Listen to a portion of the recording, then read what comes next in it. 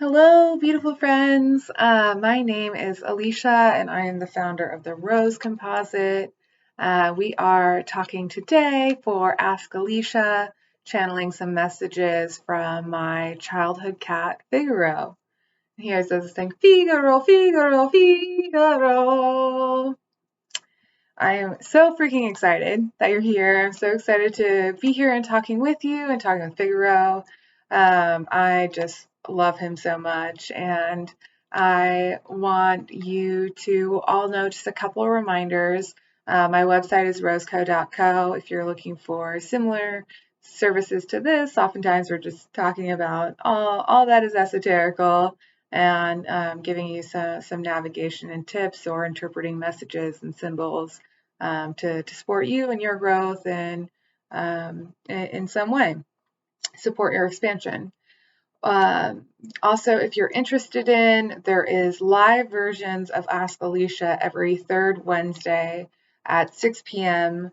Pacific time, and you can sign up for those at calendly.com/rose composite. And so definitely I'll put those links in the description. And if you have any issues, just shoot me a comment or a message on Instagram. And my Instagram handle is Ali Rose 359. You will see a lot of pictures of my cat and what I've been up to lately. But it's always fun to get to know me a little better and know what I'm up to if you're interested. So please send me a message. Let me know what you thought, if you liked it, if you didn't. The other thing I love is if you have ideas for other spirits we can connect with that are more general. The one that comes to mind is maybe doing one with like Queen Victoria or something like that. Or if you have ideas of questions we can ask some of the spirits. So I know last time we talked a little bit about like what does it look like on the other side when we talked with my grandfather, and today we'll hopefully be asking some more questions like that. So yeah, if you have ideas, let me know. And without further ado, we're going to connect in with my cat Figaro. A little bit about Figaro. We got him at the Humane Society. My mom he was in one of the higher cages up. And my mom, I guess, was like walking around, and he like was like, hey, you, I'm talking to you, lady. And then she was like, "Oh, you're so cute." And she was like, "Look at this kitty." And then I was like, "Oh my God, I love him."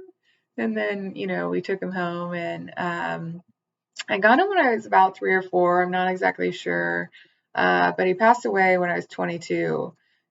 No, I think he lived 22 years. Anyhow, I can't remember. But he was a very great cat, and I had him for at least 20 years. And I just love him so much. And I um, was so grateful to have him, and we'll talk about my current cat probably in another video. But I feel a lot like they're interrelated. So Figaro was all black, and he had little white paws. He was a Tuxedo kitty, and he was, as any 3 or 4-year-old would name their cat, he was named after the cat in Pinocchio, who's also named Figaro. But so often I would call him Fig or Figgy, and he was so lovey. He would sit like at the edge of my bed all the time, and he was indoor outdoor. So like I remember sometimes I'd be like down the street and he'd just show up like, "Hey, how's it going? Followed you here. What up?" And he had a fun character to him. So I invite you all to just like take a moment and do some breathing while we connect in. Always deep breaths in and exhale longer than your inhale is. So here we go.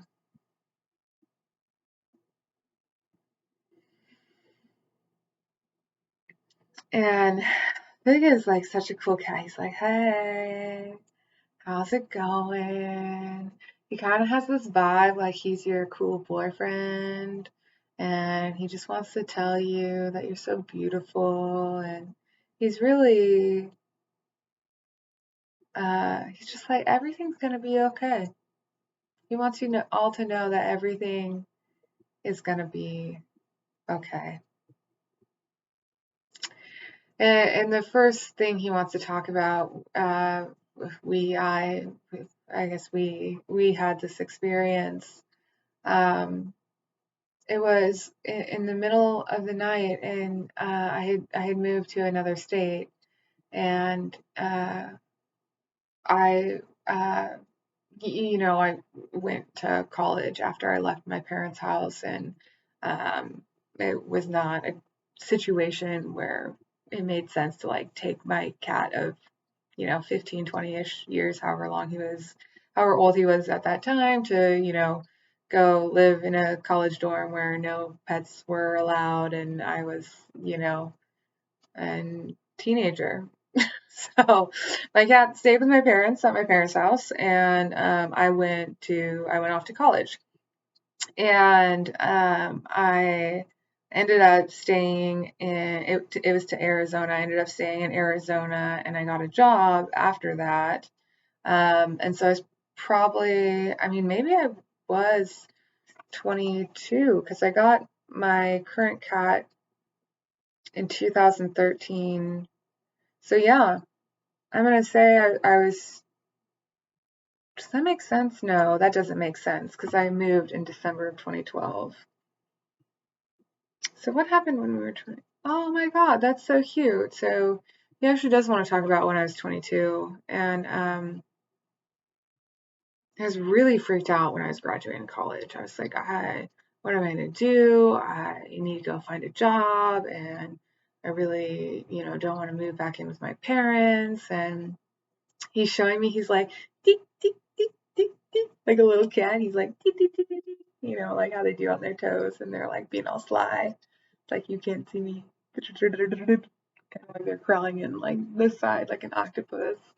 And he wants to tell me too, he was an octopus in a past life, he says. So that's why he's like very octopusy energy, a lot of love there. And he says that like he helped. He says he intervened with that, and it was tough for him because he said he really wanted me to come back to Oregon, where my parents live, but he knew that that wasn't right, and that when I stayed in Arizona, there was a time when we would never be able to see each other again.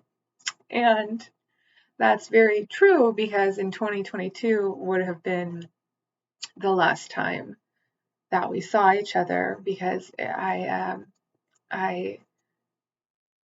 uh, came home for Christmas that year, and then I moved a bunch of stuff. I drove down to Arizona.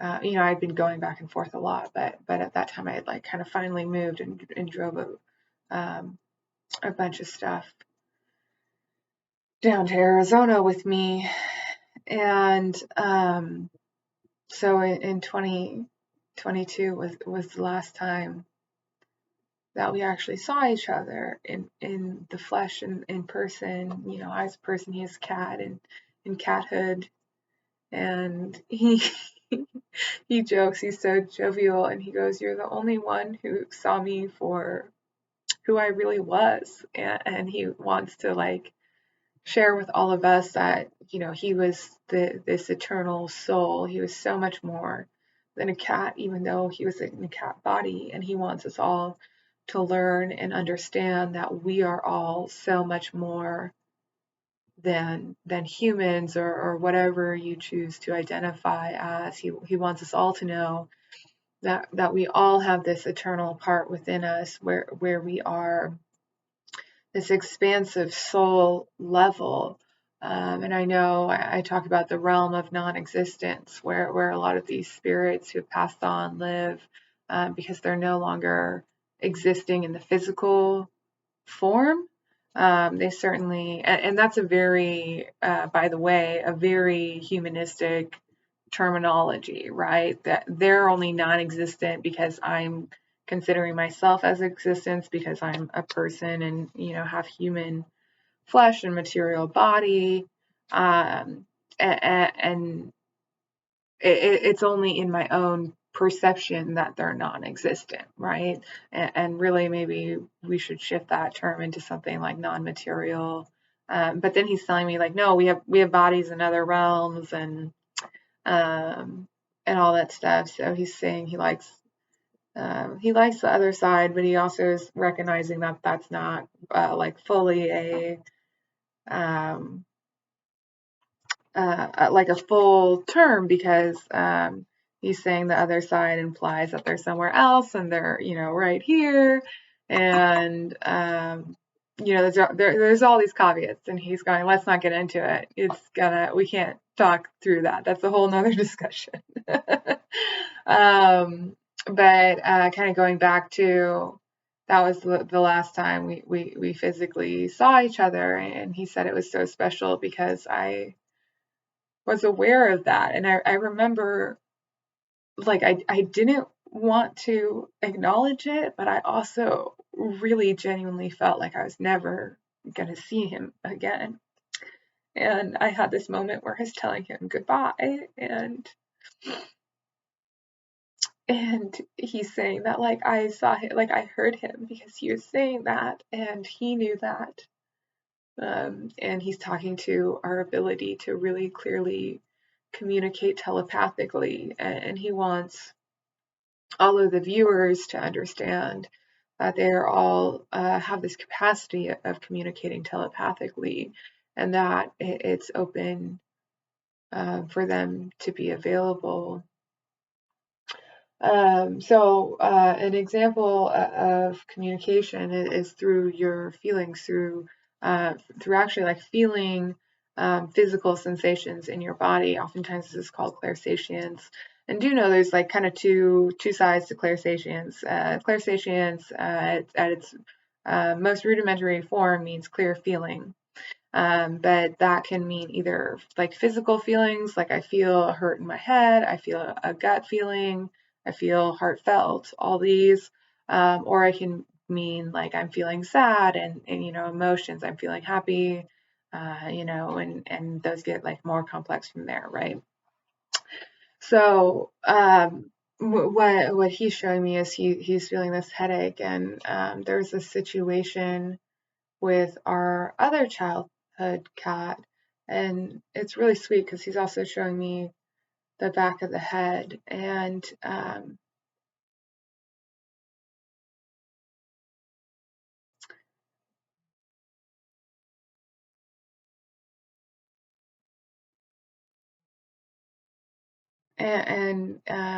so he's kind of speaking to um, so it was me and I had a sister who was very close in age, and then we almost always got exactly the same presents every year, for birthdays and Christmases and whatnot. And so we had each gotten a cat, right? So I had my cat Figaro, and my sister had another cat, Sasha, and he's really just honoring Sasha and recognizing her and her experience and some of the realities that existed in her life. And so there's like a lot of things going through that are pinging, and I'm seeing some experiences, but okay, yeah, there's the message. So Figaro really wants to impart on us about this neutrality. Again, this is coming up. I know we just talked about it in the last video.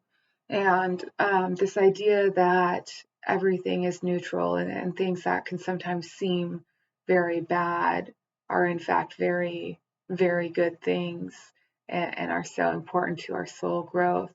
And so he's actually talking about dying, and that's why I'm getting a little choked up here. We're talking about dying. And it's, obviously very personal to me. I had close relationships with both these cats, and and they're both passed on now. And Sasha comes in and she's like, like, what up? little holla from the back.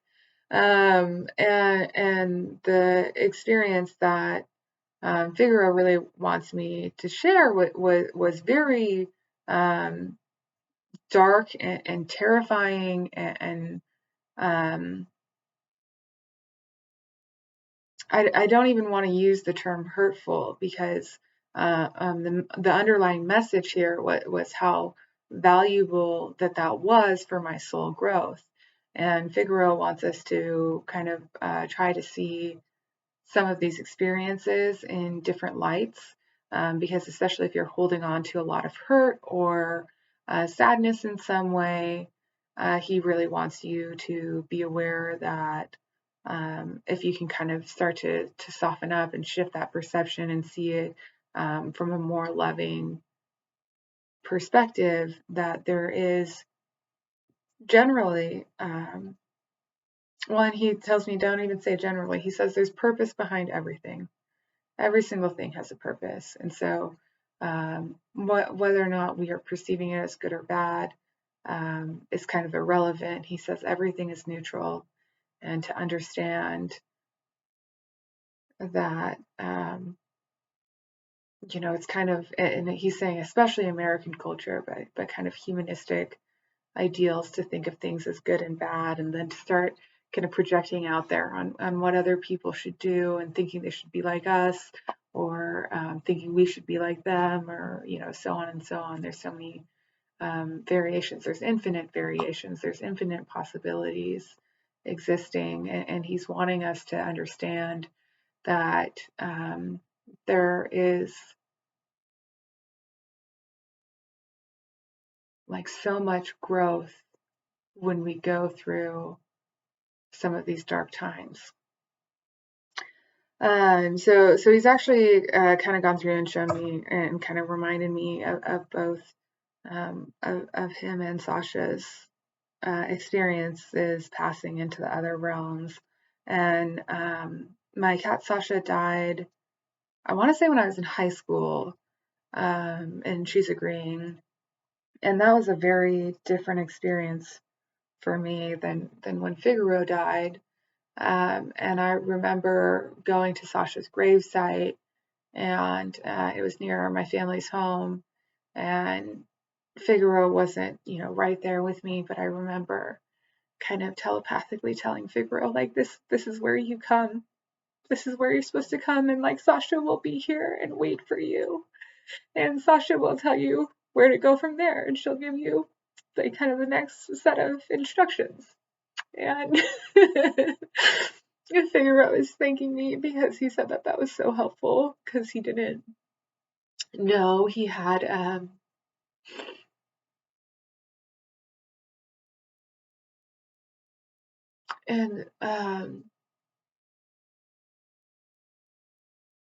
I don't even know how much I believe that. He's saying he was run over by a car, but it was very, very late at night. I knew because I felt it.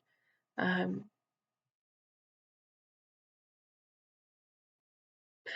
so sorry, no, he wasn't run over by a car. What he's saying though is very instantaneous, almost like he was run over. He had a very instantaneous death. He's wanting to tell me that he was not in a lot of pain. And he also wants to remind us all about symbology, right? So like so often we'll hear things in stories. So they'll tell us something it's like. So we might hear that it's like the color red, or it's like being run over by a car, or it's like this or that, or falling in love, or so on, because that gives us kind of this reference point, almost like a stepping stone for getting to the actual thing.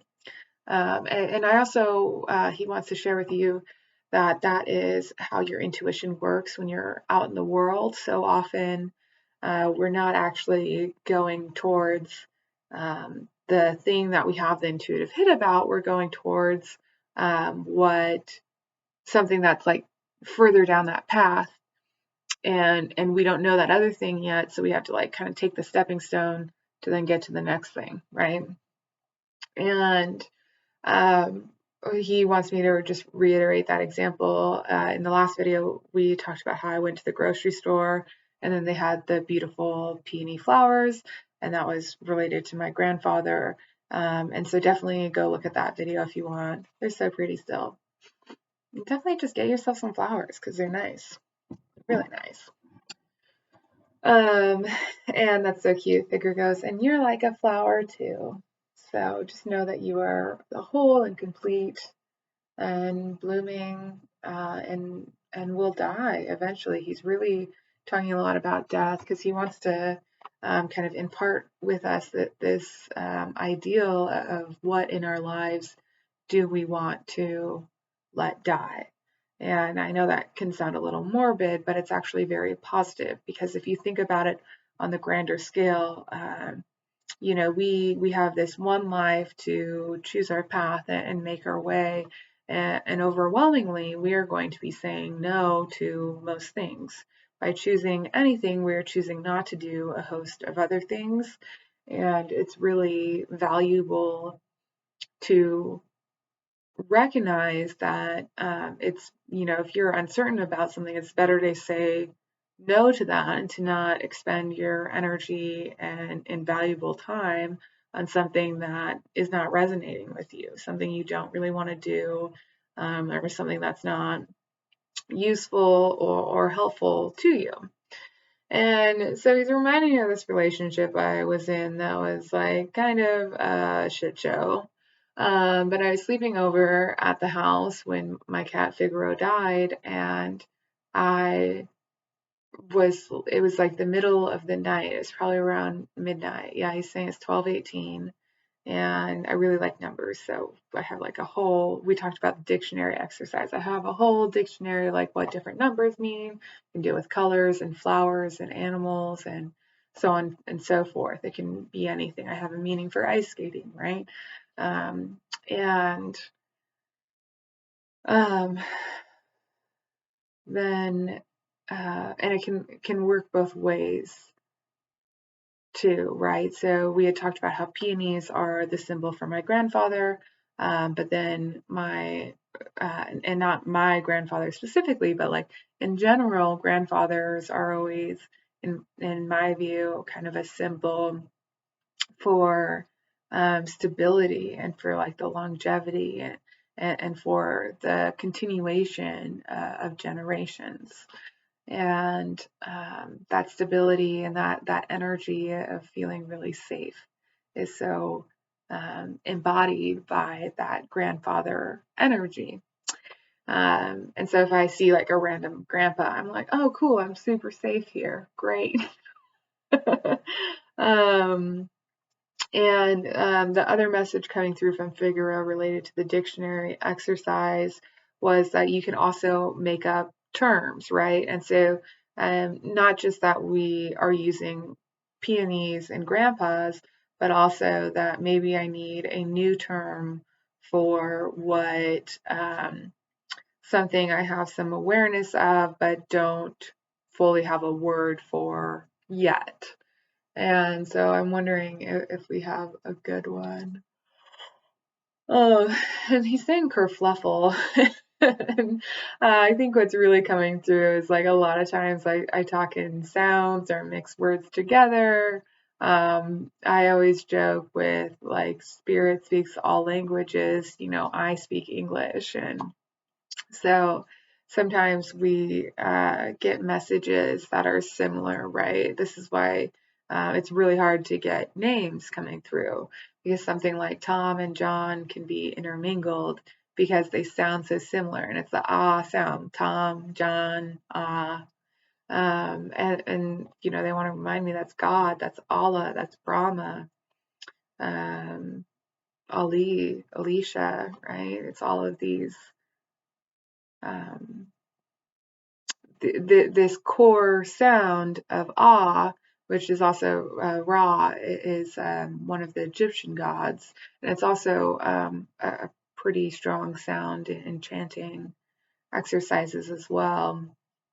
And yeah, okay, I'll do it. Whew, okay. I hope you guys know too, when I'm saying things like that, I'm talking with Figaro. I'm actively like, almost like when you're sitting in a group of friends and you can have like multiple conversations going at once. I'm like actively talking to Figaro and just telling you guys what Fig is saying. But then sometimes I'm also talking to you, and sometimes I'm also talking to Figaro, right? So there's kind of this group conversation going on, but I'm the only one. Oh, well, I hope you guys hear Figaro. If you're on this call, maybe play with yourself. That came out wrong. But play a game of, trying maybe to see if you can hear Figaro's messages, hear what he's saying, and then I'll communicate those following. And it's a really good opportunity for you to kind of test out. And not that we're testing you, right? It's an exercise to see, to grow your skills, right? It's like practicing. So if you are, getting a lot of these messages before I say them, just give yourself a little pat on the back because I'm proud of you and you're doing it right and you're so great. And even if you're not, you're still great. So Figaro really wanted me to do some chanting, and he's just asking Ano Madi Padme Hum. And he's reminding me too, I have this octopus picture, and this ex had made it, and he's trying to tell me all these messages about, and he's saying we don't really have to chant. I just had to say that to get it, right? And so that's kind of like that stepping stone idea, right? Sometimes we go through these stepping stones of awareness, and so when Figaro had died, I was sleeping, but I was in bed together with my ex, and she had made this beautiful. She was an artist. She made this beautiful um, sketch of an octopus, and it had all of this symbolism within it. I'm obviously a very like magical person. Um, but one of the things it had on there was like the Sanskrit Om Mani Padme Hum chant, and it had like the infinity symbol, and I have it around here somewhere to this day. To be honest, it was just so gorgeous and so personalized. I felt the need to hold on to it. And so yeah, we will chant just so you guys get that idea, because I really want, and Fig really wants you to understand kind of about the sound. I know we talk about sound so often, and so if you can just allow yourself to take a moment and just receive whatever you hear in this, and then also maybe consider any messages that are coming through while I'm chanting. If you like, you're welcome to chant along too. Om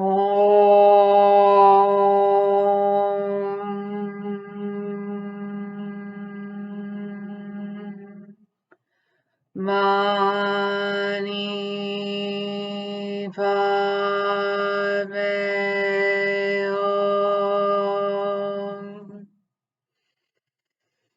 Om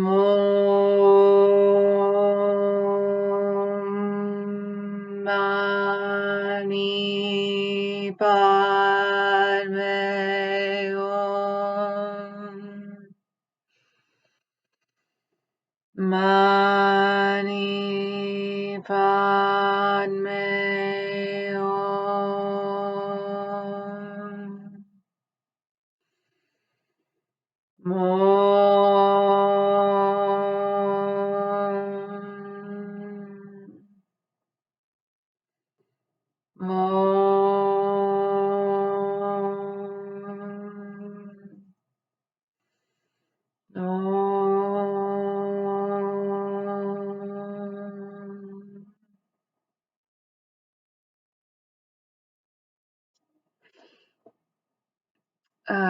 So with all of this, the experience that Figaro really wanted to talk about was his death, was his dying, and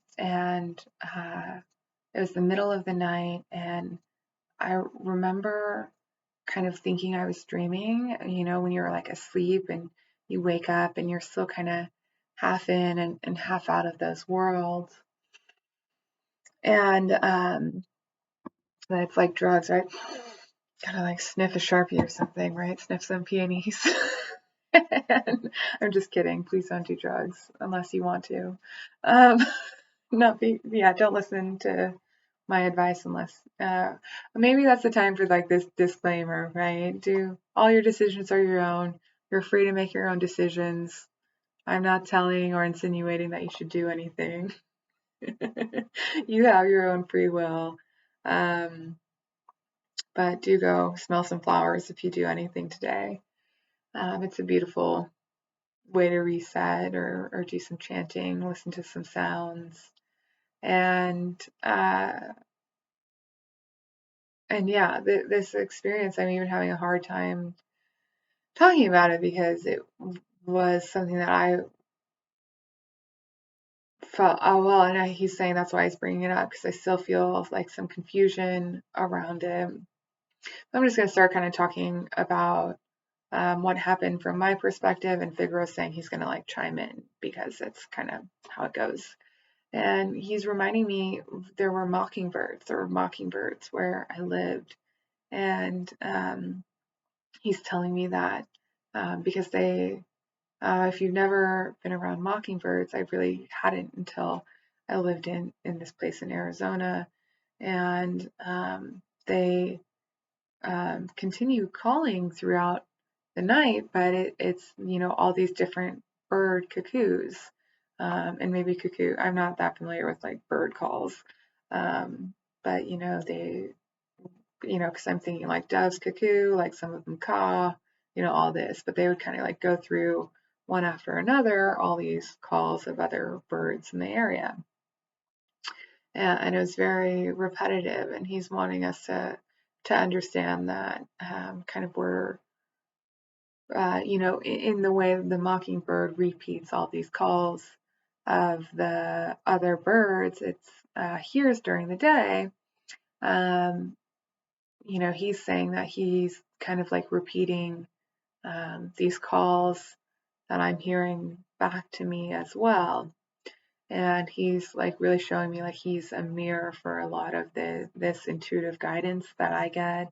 And keep in mind too, like when I know so wholeheartedly that the cats I've had, at least to this point, are so deeply ingrained with my life path. They're so deeply connected with me on a soul level. And it's very common for us to have pets that have that huge influence, and have had multiple lives with us, and have very strong presences in our home, and our lives. So often when we're upset, we go to our pets. When we're happy, we go to our pets. When anything is going on, we're with our pets, so often every day. And so they're very influential. It's probably one of the stronger relationships that you can have, because alongside that, oftentimes people have um, a lot of views about how their relationships with other people exist and how they should be and what they should look like and all of this. Where when it's with our pet, we just kind of like melt away, and we're able to love more freely. We're able to more openly be ourselves, because we know, it's like having a dog. Every day they're so happy to see you and they love you so much no matter what, right? You could have murdered somebody and they'd be like, "Hi, Mom, I love you."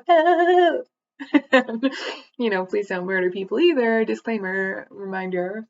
Um, but so Figaro is really talking to this idea that for me and in my experience, Figaro is this mirror to me, and kind of showing how that was similar to the mockingbirds. And he's saying that the reason I was able to kind of be with him and hear him, and be present with him as he was dying, was because we had such a strong relationship. And he's also saying that I was mirroring, because I remember my mom would tell this story about how she had a similar experience when one of our pet dogs died. She was very like aware in her dreams in the middle of the night when my childhood dog died.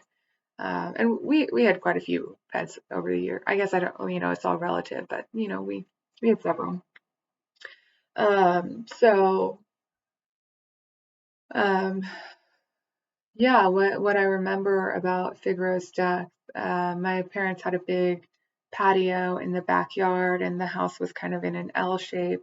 So if you walked around the patio, there was a hot tub, off that L shape. And it was my dad had built a deck, and it was really beautiful. It had like this um, kind of structure around it for privacy, and the deck was lifted, and so like it wasn't lifted a whole lot, but it was on those little cinder blocks, and had a foundation to it, and so the cats could go in and out under there. Um, and yeah, so Figaro, um, like I remember being with him and watching him like walk around and go under the deck. Um, and he's saying to me again that like just like a snake, like he was bit, he died very immediately. He had a very quick death. And what I had felt when I was in the middle of the night laying in bed, I got very, very cold. Um, and I got so sad. I had such like a dark feeling around me, that I was like all alone while I was dying. And he's telling me that this was like a mirror to some past life experiences, and that kind of my space in this was in transmuting some of these previous hurts and previous fears of dying alone. Dying alone is like a terrifying idea to me. Yeah, and he's kind of saying that it was such a terrible idea to me because I'd had that experience in a past life, and it was really awful. And so I was having this kind of moment to observe. And that's where also like Figaro wants us to understand that context and the two sides of the coin, because Figaro is telling me that like of all the ways to die is like a pretty good one. I went under the hot tub and passed away as a cat. And but I remember like he couldn't, and it was the middle of the night. My parents were probably asleep. He was saying he couldn't get inside, and he's so cold. And yeah, he's saying he just froze to death. Um, and he was very, very old. He doesn't want you to think that like my parents were like so neglectful or something like that. Um, but he was very, and I have to say I'm projecting that part because like he wasn't very sad. I'm very sad about it. And oftentimes, if you engage in this work, kind of the lesson here is that it's a lesson to be learned to um, not necessarily disconnect, but to discern, what is yours and what is another's energies, right? And the reason I say that so broadly is because all the people, all the animals, all the things, all the flowers, whatever is around you has energy, and what you surround yourself with, your energy is influenced by being in the same proximity together, but then also like being connected together, right? So Fig and I were in completely different states, um, but I was so deeply connected with him that I still felt his energy when it was needed, regardless of how far we are apart. And so that's also what's happening here, right? Figaro is very, very far away now. You could say he's not even in the material world, so he's not far away at all because space doesn't exist where he's from, right? How far is far? And and that's just so beautiful because it's that reminder that even in my own perception and hope, probably a lot of people on this call, our own perception as humans, oftentimes is that space is so existent, so vast, so far away. But then if you kind of broaden it into um, this awareness that, where did all of these spirits, these bodies, these people and animals and whatnot who have passed away, their souls and their spirits go somewhere else, but we still like have ideas of ghosts and trolls and fairies and past lives and you name it. There's so many different varieties of our identity that still exists within us in our bodies, we even if they are not physical, right? And so when you start to think about how far away is something, well, how far away can something be when it doesn't exist in space? And there is no plane of matter, there is no plane of existence where it lives, it operates, it is, it bees. And so anyhow, I do want to finish that story because I kind of from like remote viewing watched my cat go around and lay down. He got very, very cold. He felt very alone. And I think there was this symbiotic overlap where I was feeling what he was feeling, but I was also feeling what I had been feeling in a past life experience where I had died alone from freezing to death, because he's saying like, yeah, I just was old and died, but you froze to death, you being me. And so he wants us to remember as a whole that sometimes if we have these like incredibly significant fears that are so um,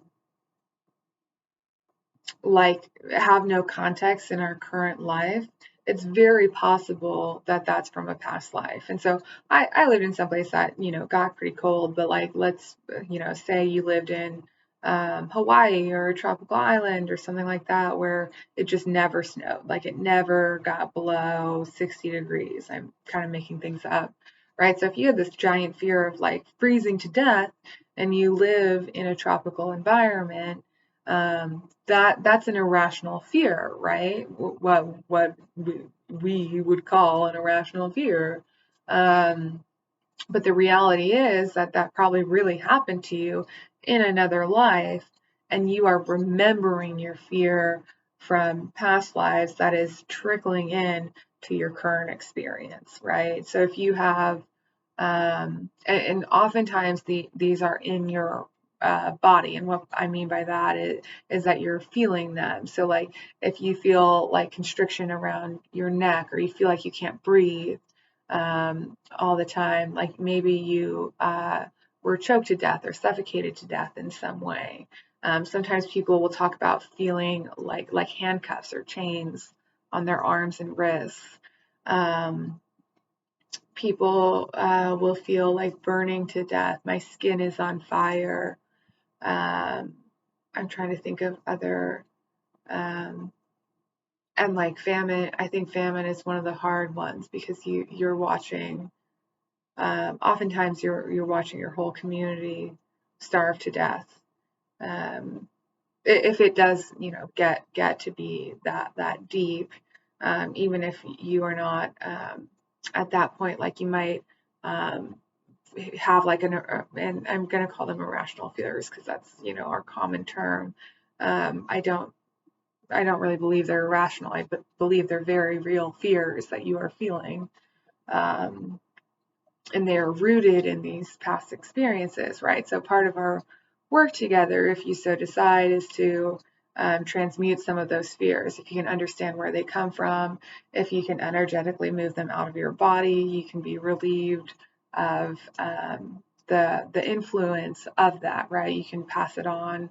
And right, Figaro is telling me the theme of the day is dying, right? So the kind of journal prompt, the question to you, if you want homework, is what do you want? And I feel like this feels too strong. What do you want to kill in your life, right? And that might be a habit or a view or a fear. But if you start to think about things that are like no longer um, serving you any purpose or serving your highest good, maybe something is holding you back, maybe you've just grown out of it. And not necessarily, I'm not suggesting we kill anything, but you might get a new job, or you might break up with your significant other, or kind of think of it this way. But I want you to know, like, overarchingly, um, what you're really doing is kind of like killing a version of yourself, right? And so oftentimes, in order to advance into like a higher level of our existence, to advance into a higher dimension of our awareness, we need to let things go. And um, and that is so easy to say, because anytime we let something go, we really uh, simultaneously take this leap of faith into what's new. And so often, kind of that fear-based patterning comes in and says things like, use the relationship as an example. So if you're breaking up with your significant other, and all of a sudden you start hearing things like, well, no one's ever going to love you again. You'll never have another relationship. And you're going to be alone for the rest of your life, right? Because that's literally one of my fears that I am actively um, moving out in this conversation, is that I'm just going to die alone and no one will ever love me. And I might as well just go kill myself now, because no one's ever going to love me, right? Like, it starts getting like pretty deep pretty quickly, right? And as soon as you start to have those, and I always look for like some key things to look for. If you hear yourself saying, always, never, the world is ending, go kill yourself in any way. Like, um, so, an example, people are always mean to me, or things never work out for me. What did I say? Always, never. I can't remember, but it's so bad, I should just quit. That's, I don't want to be rude. That's dumb though, right? Because what is happening is, instead of thinking like, okay, how can I get more creative? How can I think of another way to move through this challenge, or to gain more resources to grow out of whatever I'm facing? You're basically just giving up. And anytime that you're giving up, you are giving away your power. And so, what you really want to kind of try and clue in on when you're feeling some of these things is, how do I re empower myself in order to pass through this and meet my goal, right? Because so often in the example of relationships, right, my goal is to be loved. My goal is, and not so much to be loved, but to love myself more, right? Because the more that I love myself, the more those other people, other mirrors, other pets, but if everything in your external realm is a reflection of your internal self, even if, very much so is wanting to feel and be loved from someone else, what that requires is for me to love myself more. So then I am attracting the love I want to receive, right? It's almost, well, and I don't even want to say it's almost, um, this relationship, kind of that saying, as above, so below, right? So it's this mirroring aspect. And you can either do it internally or externally and shift back and forth between those two halves. But overwhelmingly, you have so much more power internally. You have so much more capability, you have so much more control.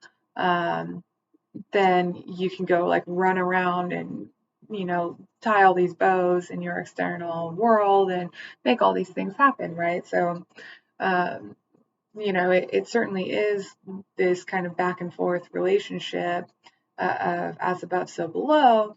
But if you want to make the quickest, easiest change, it is within where that blossoming most easily takes place, right? Um, so, I mean, that's exactly the example. Uh, and so I know my current cat Monkey, he's also black. He just walked by. And so Fig is telling me that like Monkey is this new mirror of him and me and us and all of our relationships together. Um, and Monkey is much more active. Monkey is much more adventurous. And Figaro was like a lot more suave and low key and relaxed. And you could say that that is true of my own character as well as I've transitioned, through these cats, is that I used to be much more laid back and I would just kind of like let things happen. And now I'm much more active and directive. And, it's not that we're going out and seeking things, but what we're doing is enveloping a higher energy within, and that is equally energizing the outward environment that I'm surrounded by. And so too, like if you're ever, thinking about, we hear so much this word ascension, we hear going to heaven, advancing, expansion, all these kinds of phrases. And what I really want you to equate that to in very physical terms is that you are holding more energy. You're just holding more energy. That's all that means.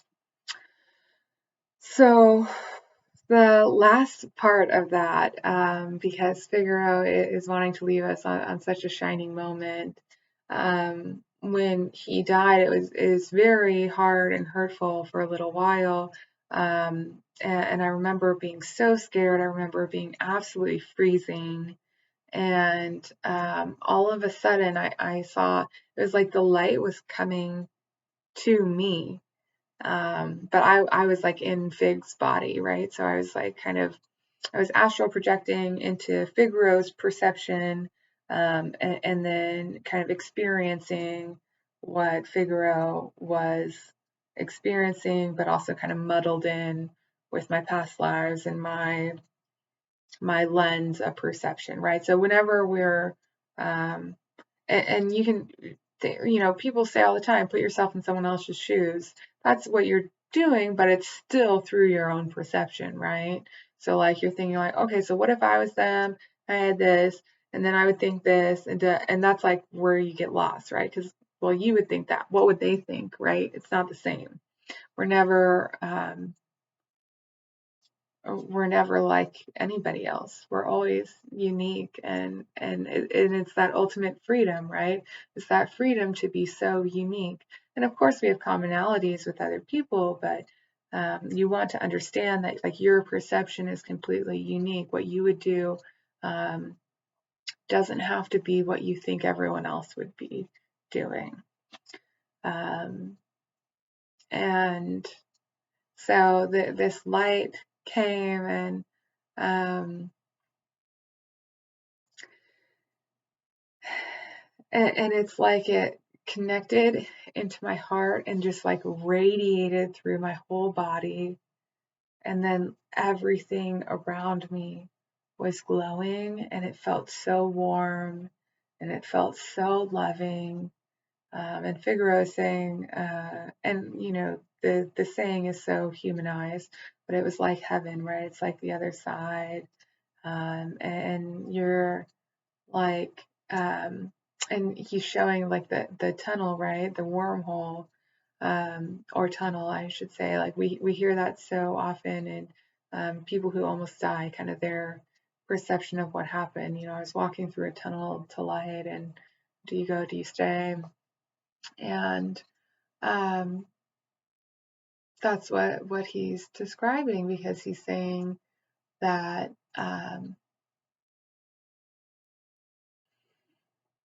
he's showing me like the Big Bang, right?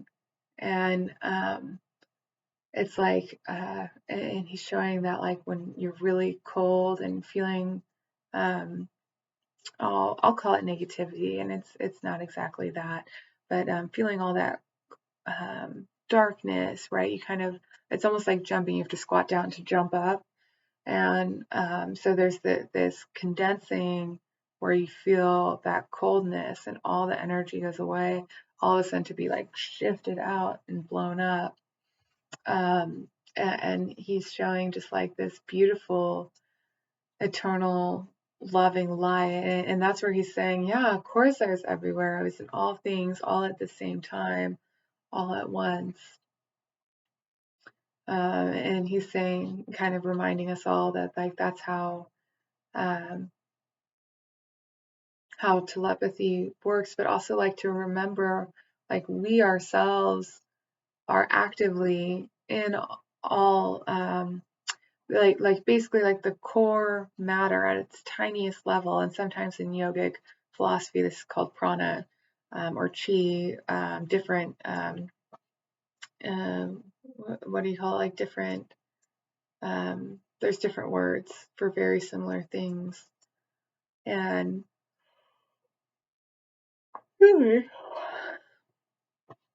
and he's kind of speaking to, um, yeah, this idea you have to go to bed, you have to move on in order to have another iteration.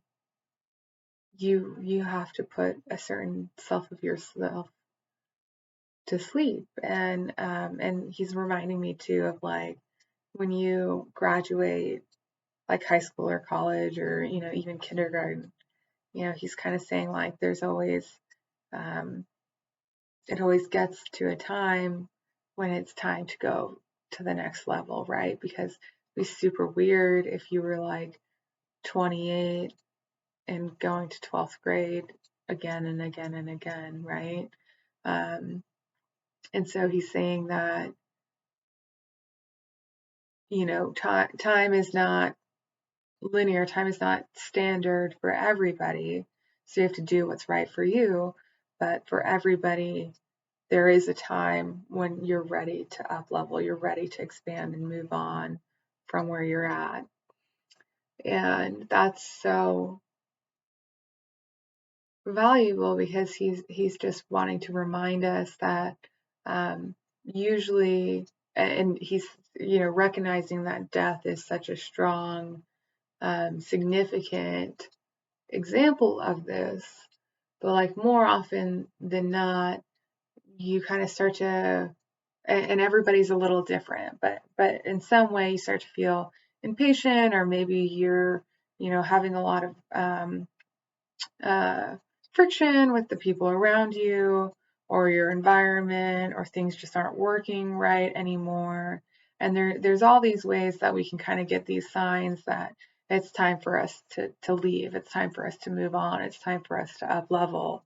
And so Figaro is just kind of acknowledging that, the pain and the hurt, and the physical death of your body is a very, significant example of this. But there's also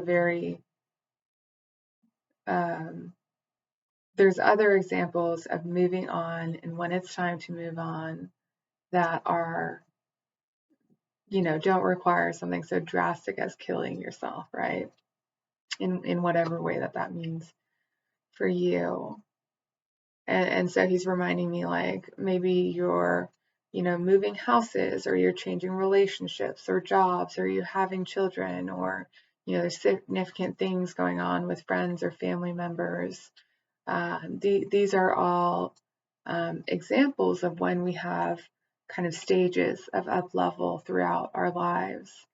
And he also just wants to remind you he lived very, very long for a cat, very, very long, over 20 years. And he's saying to us all to remember that we also live very long lives. We have the capacity to live for a very long time. And he's kind of like posing the question back on us of, how much longer do you want to carry this? And so in my example, for me, he's talking about grief. How long do you want to carry this grief with you? How long do you want to be sad? Because he's kind of showing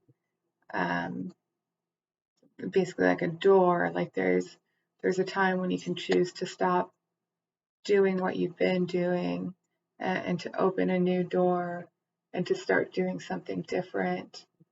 And not to judge yourself so harshly, not to hold so strongly to negative feelings about if or how or when that looks like, but to know that no matter what dark space or journey or time of your life that you are in or challenge you are working through, at some point that will end. And it's kind of about, putting more of your focus into what happens next than to what is falling apart and to what is dying right now. Because in losing this, it's the crouch before the jump. And in losing and letting go of whatever it is that you're letting go of, that's what propels you forward into this more expansive next option of life that you are encountering. And it's so bright and beautiful, and you have a glorious future. And I want to take this time to thank Figaro so much for his beautiful messages and that insight. And and he's saying, like, as much as it is an interesting discussion, he's saying it's very neutral. And he's kind of reminding us too, like on the other side, death isn't so loaded. Death is just sort of something that happens, almost like getting your driver's license. And it either happens or it doesn't, and you drive or you don't. And maybe you drive when you don't have a license, and there's all these varieties, right? So not to put so much purpose, or not purpose, so much meaning, so much significance into that. So thank you again for joining us here today. Thank you so much to Figaro and all those others who helped us out. If you'd like to learn more about me and my work, please go to roseco.co. And if you are interested in scheduling a session or joining our live discussion on third Wednesdays of the month at 6 p.m. Pacific time, you can go to calendly.com/rosecomposite. And again, I am Alicia Rose, and I am so grateful that you joined us here today. And I know I'm going to go kill it. And I hope you do too. Okay, lots of love. Bye now.